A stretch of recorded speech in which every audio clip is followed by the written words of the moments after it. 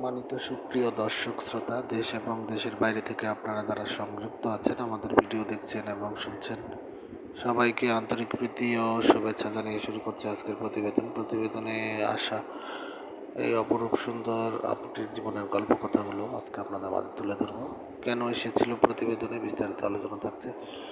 তা আপুটি দেখতে খুবই চমৎকার। ওনার গায়ের রং ফর্সা, উচ্চতা 5 ফুট 2 ইঞ্চি লম্বা, স্বাস্থ্য মিডিয়াম, পড়াশোনা 5ম শ্রেণী পাস। ওনার ফ্যামিলিতে উনি বড়। ওনার আর একটা ছোট বোন আছে, বোনটি পড়াশোনা করছে।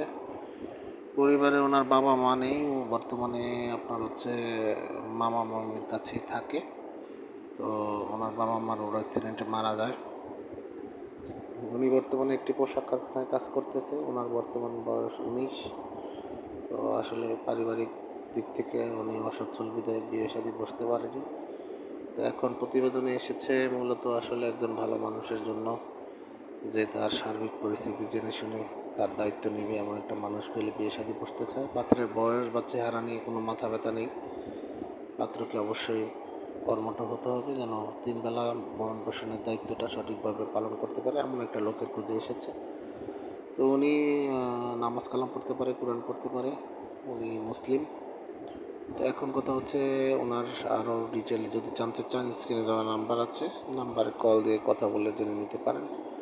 কারণ আমরা ইউটিউবের কমিউনিটি গাইডলাইন্স মানতে গিয়ে কার নাম ঠিকানা বলতে পারি না, সেজন্য আন্তরিকভাবে দুঃখিত।